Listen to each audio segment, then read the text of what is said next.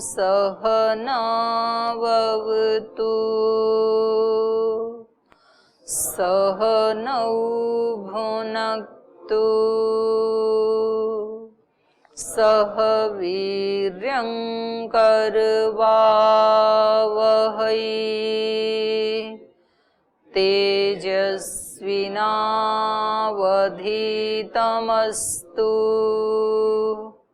मा विद्विषावहै।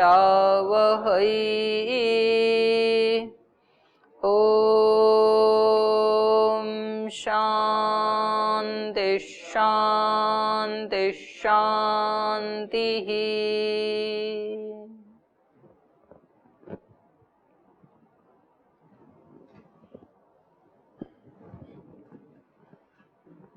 श्वेतर उपनिषद में हमने जाना कि इस सारी सृष्टि का एकमात्र नियंता,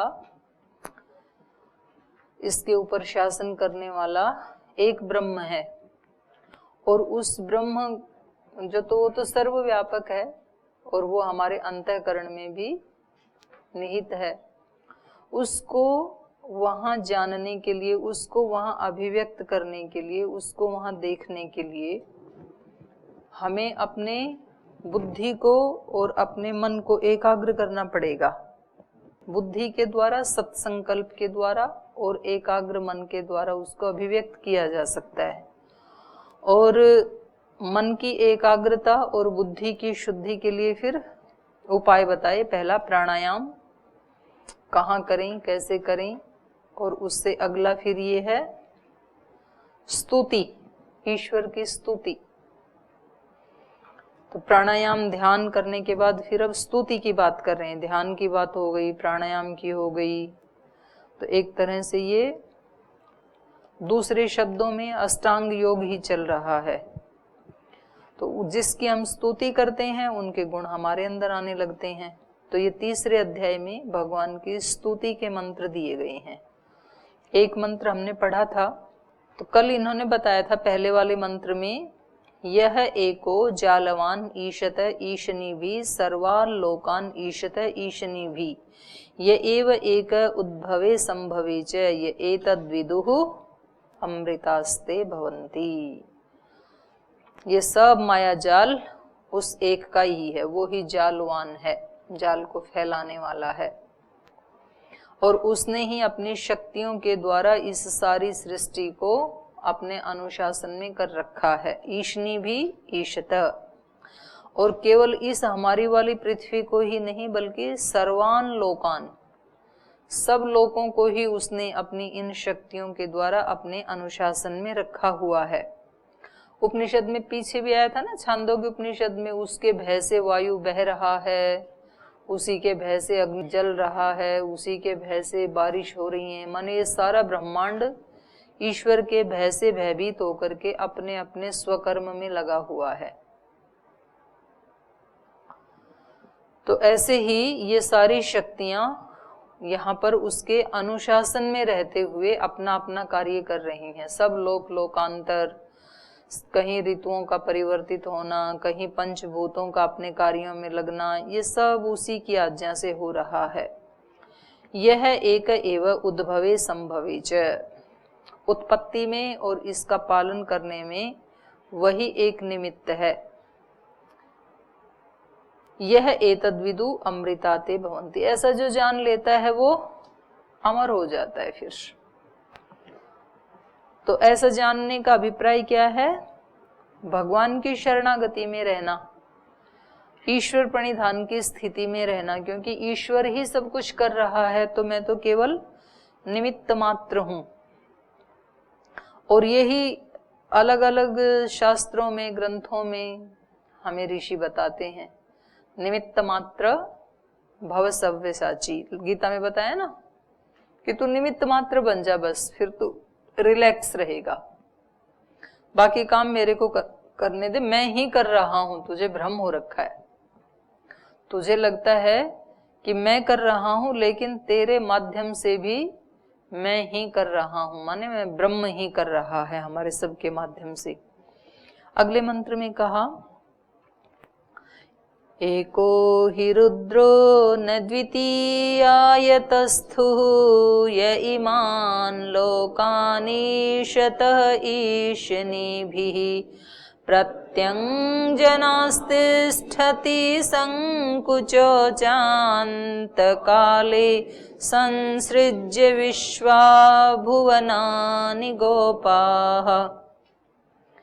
एको ही रुद्रो न द्वितीयायतस्थुः, वो एक ही रुद्र है। ऊपर बताया उद्भवे संभवे च, यह एक है, उत्पत्ति करने वाला एक ही है, संभवे माने पालन करने वाला एक ही है। और फिर एक काम बच गया ना, नष्ट कौन करेगा? कोई और है क्या? तीसरा है क्या?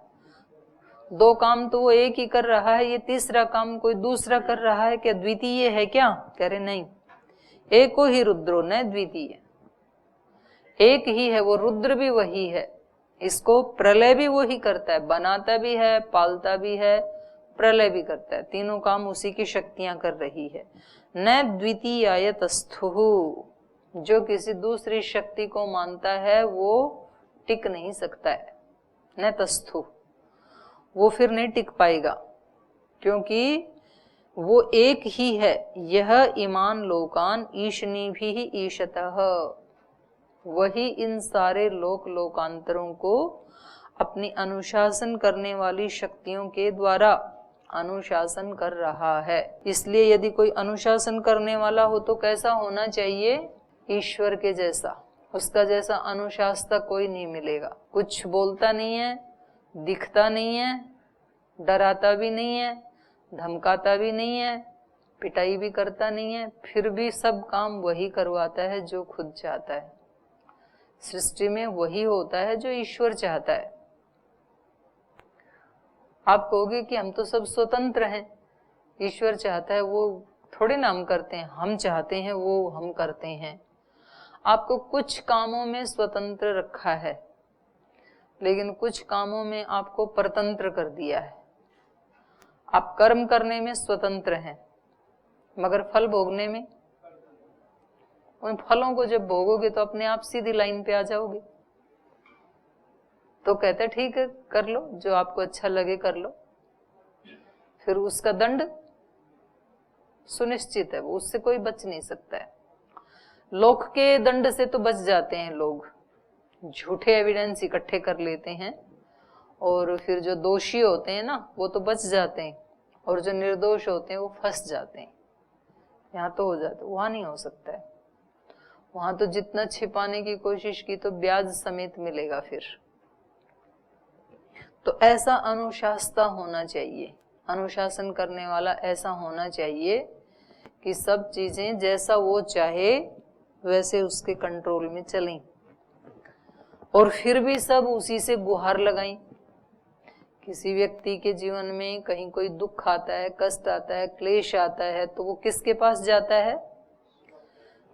मंदिर में ही जाता है। मंदिर में, मस्जिद में, गुरुद्वारे में, जिसके जो भगवान जी के रहने के स्थान है वो वहीं जाता है, वही दे रहा है, उसके पास ही जा रहा है फिर भी, क्योंकि इस व्यक्ति को ये विश्वास है अंदर से, इसकी आत्मा में, कि सॉल्यूशन कहीं मिलेगा तो भी वहीं मिलेगा। दर्द दिया है जिस दाता ने वही दवा भी देगा,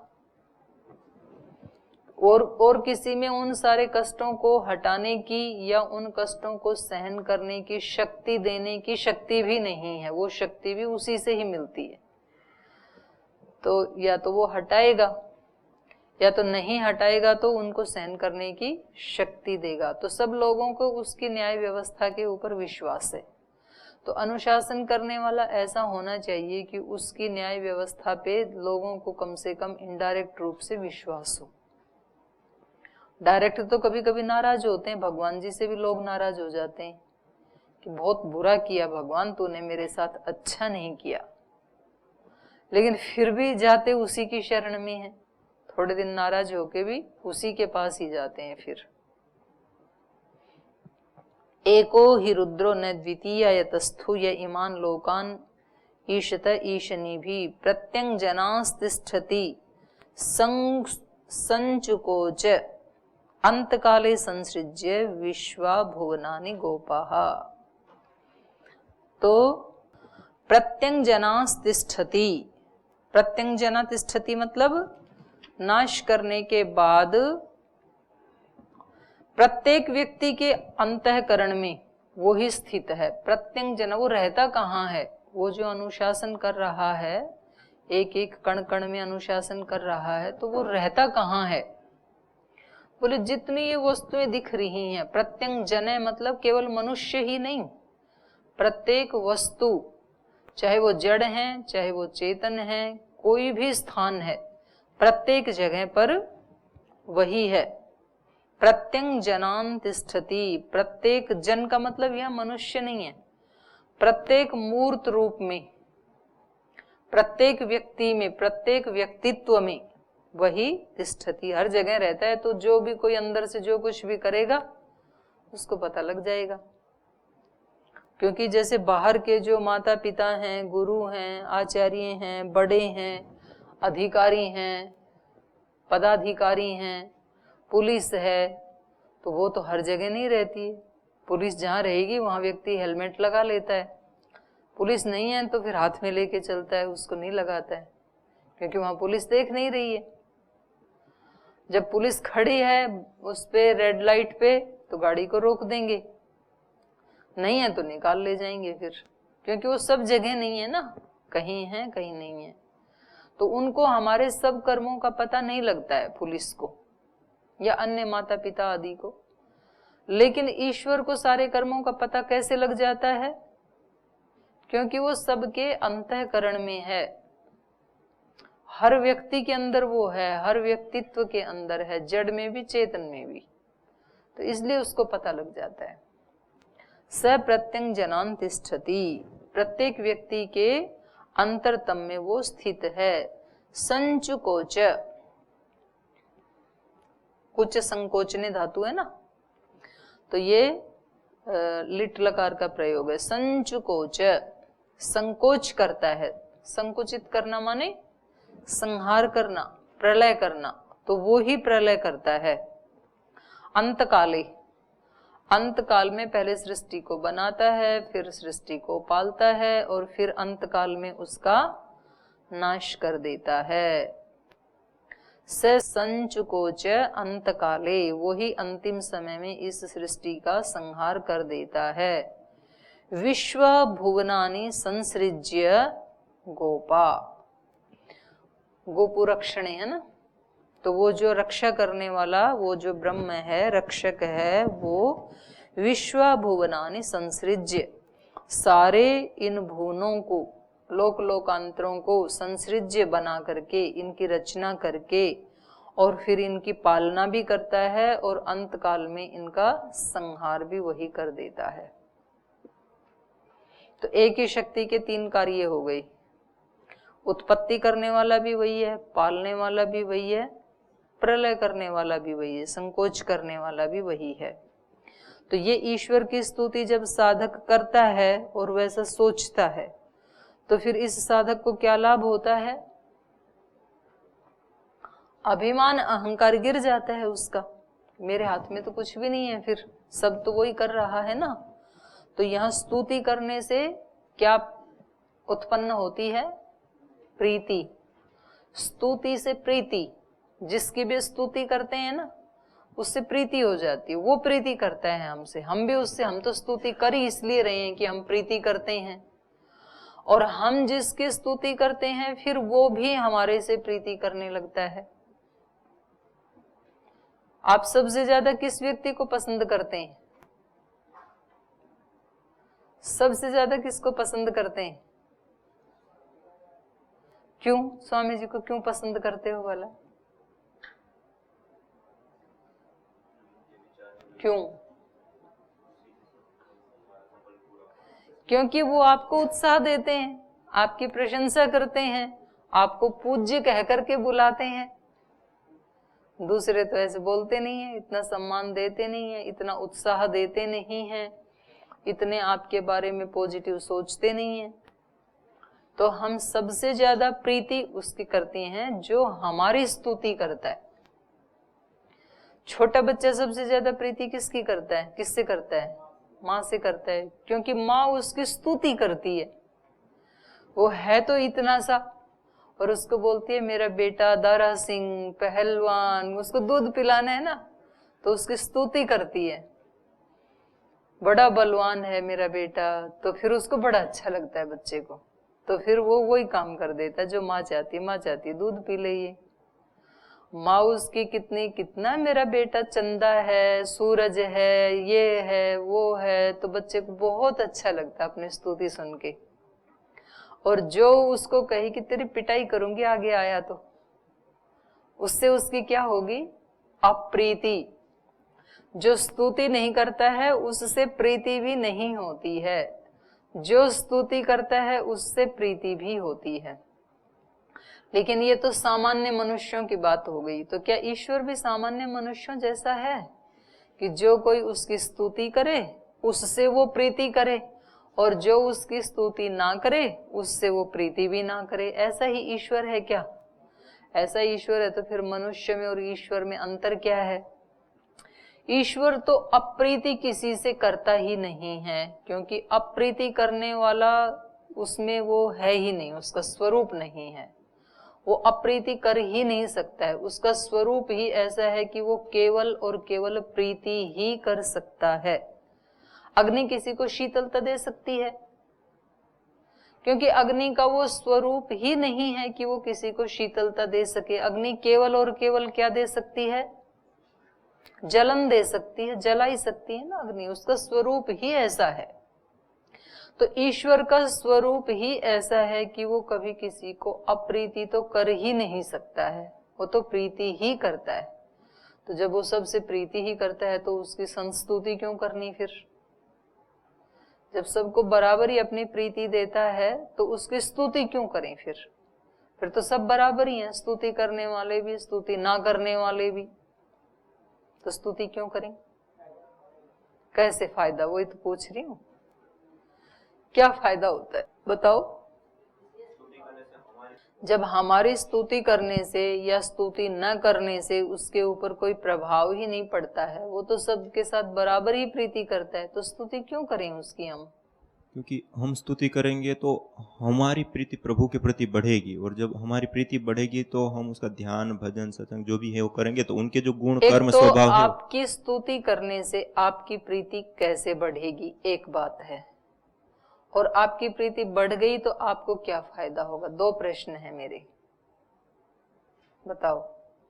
हम जब उनकी किसी की भी स्तुति करते हैं, उसके बखान, उसके गुण, उनके जो विशेष गुण है उसको वो करते हैं, तो उस विशेष व्यक्ति या जो भी स्थिति है उसके प्रति हमारा और लगाव बढ़ता है, हमारा आकर्षण बढ़ता है, उसके प्रति हम विश्वास या समर्पण का भाव बढ़ता है। तो ईश्वर के प्रति जब हमारा समर्पण का भाव और ये सारी चीज बढ़ती हैं तो हम उसकी भक्ति करते हैं, उसका ध्यान करते हैं, तो उनके जो गुण कर्म स्वभाव आनंद आदि गुण हैं उसको भी हमें प्राप्त करते हैं, और हमारे जो विकार आदि हैं उससे हम मुक्त होते हैं, जैसे परमात्मा विकारों से मुक्त। आपका उत्तर ठीक है, फिर भी और थोड़ा सा और स्पष्ट करो, प्रीति कैसे होती है? स्तुति से प्रीति कैसे बढ़ती है, ये पूछा मैंने। कोई किसी की स्तुति करता है तो उससे प्रीति कैसे बढ़ती है? वो जो शब्द है ना स्तुति वाले, उन शब्दों में ही वो शक्ति होती है। हर शब्द के भी अपने वाइब्रेशंस होते हैं, संवेदनाएं होती हैं, स्पंदन होते हैं शब्दों के भी, इसलिए अलग अलग शब्दों का अलग अलग प्रभाव पड़ता है ना। मीठा बोले तो अलग प्रकार के हार्मोन्स पैदा होते हैं हमारे अंदर उसको सुन के, कड़वा बोले तो अलग होते हैं, चुगली सुन के अलग होते हैं। तो सब शब्दों के भी अपने अलग अलग वो होते हैं वाइब्रेशंस। तो जब हम किसी की स्तुति करते हैं तो स्तुति करेगा ही व्यक्ति तब जब वो अपने से उसको श्रेष्ठ मान रहा है, तभी तो स्तुति होगी। तो अपने अंदर तो एक निरभिमानिता का भाव आएगा, वो वाइब्रेशन पैदा होंगे, और अपने उसको अपने से उत्कृष्ट मान रहा है तो उसके श्रद्धा भक्ति के स्पंदन पैदा होंगे। और फिर जो हमने वो इमेज किया ऐसे अभी तो कि हम अभी उससे छोटे हैं और वो हमारे से करोड़ों गुना बड़ा है, अगर हमारी पवित्रता इतनी है तो उसकी पवित्रता अनंत है। यदि हमारा ज्ञान इतना सा है तो उसका ज्ञान कितना है? अनंत है। तो जब आप जैसे बोलते हैं ओम और आप बोलते हैं सर्वशक्तिमान, या आप एक मंत्र बोलते हैं सत्यम ज्ञानम अनंतम ब्रह्म, ऐसे बोलते हैं, तो ज्ञानम जब आपने कहा या सत्यम जब आपने कहा तो क्या आया आपके दिमाग के सामने? क्या आया? जब ज्ञानम कहा तो क्या आया दिमाग के सामने? वो ज्ञान स्वरूप है। मतलब कैसा है फिर ज्ञान स्वरूप? कैसा? तो क्या इमेज बनती है? ध्यान कहाँ जाता है ऐसा कहने से? बताओ। ज्ञानम कहा तो कैसी आपकी कल्पना बनती है? नहीं, कैसे वो बनता क्या है? जैसे आप क्या क्या जानने वाले हैं? आप क्या क्या जानते हैं?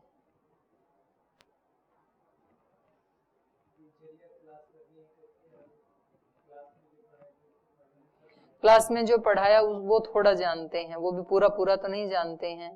अपने गुरुकुल के बारे में थोड़ा जानते हैं, थोड़ा अपने घर परिवार के बारे में जानते हैं, अपने दोस्तों के बारे में जानते हैं, थोड़ा थोड़ा जानते हैं ना। तो आप क्या सोचते हैं कि वो आपसे कई गुना जानता है, तो मतलब कैसा होगा?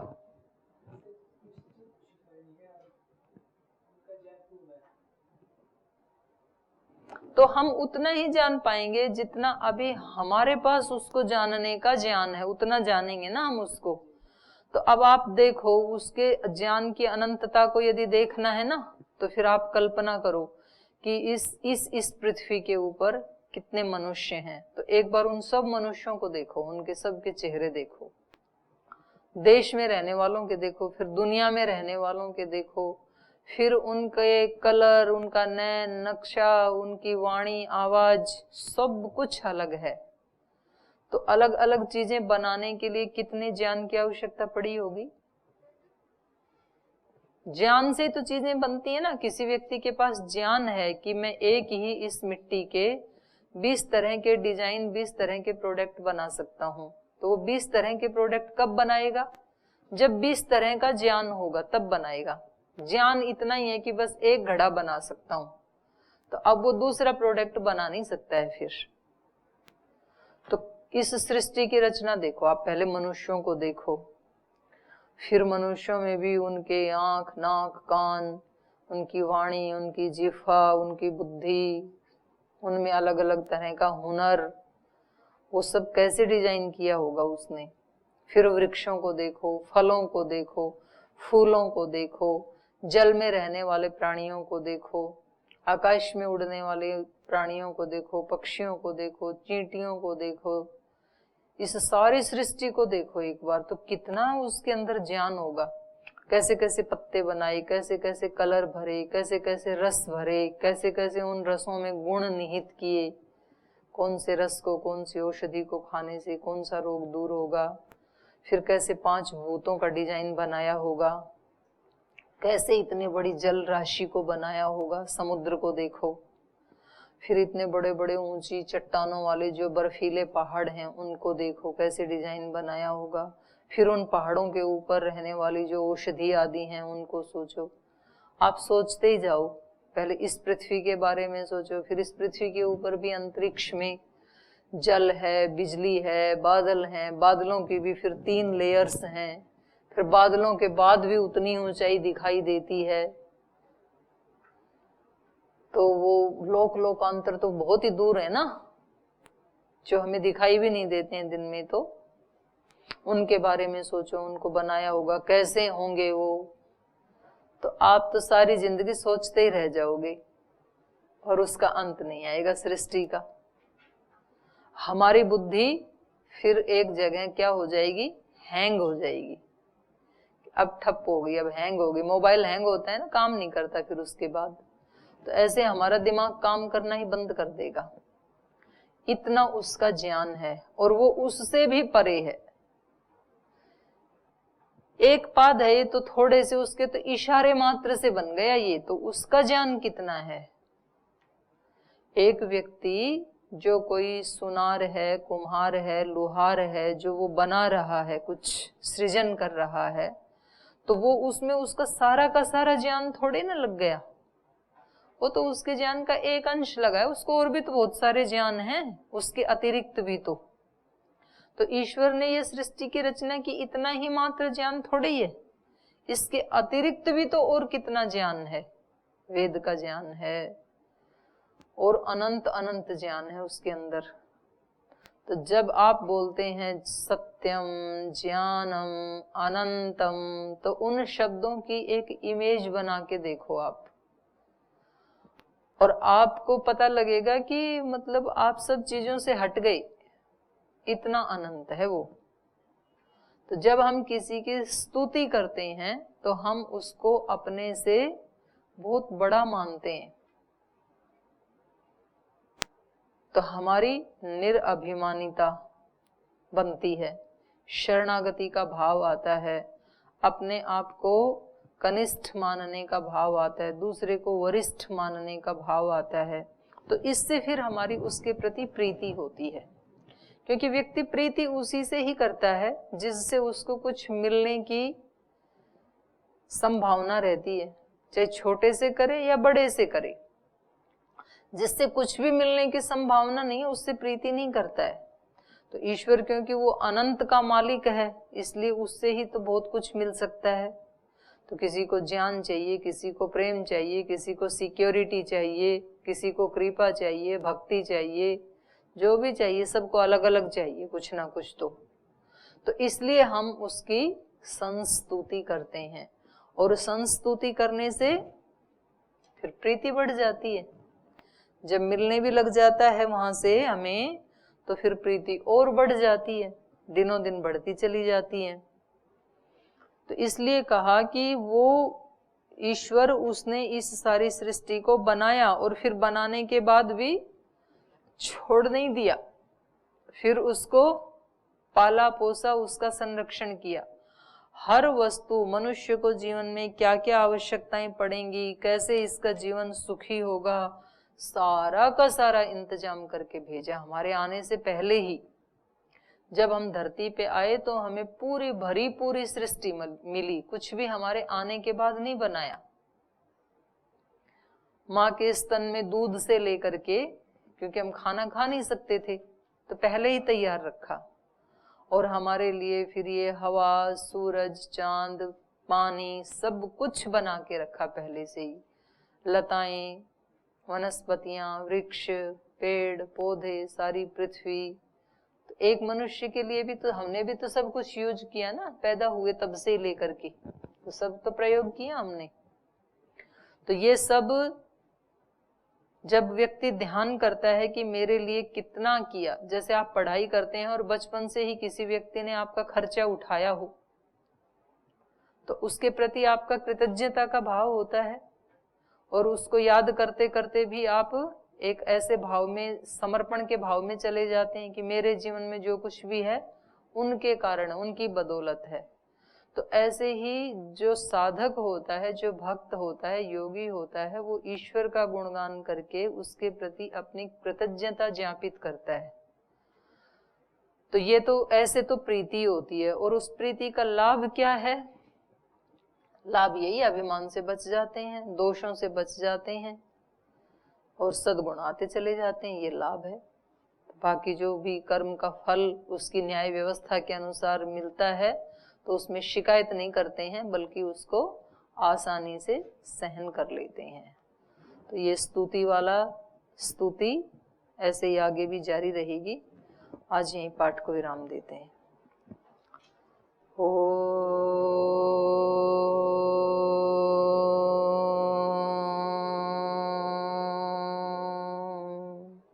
शांति शांति शांति। श्री गुरुभ्यो नमः।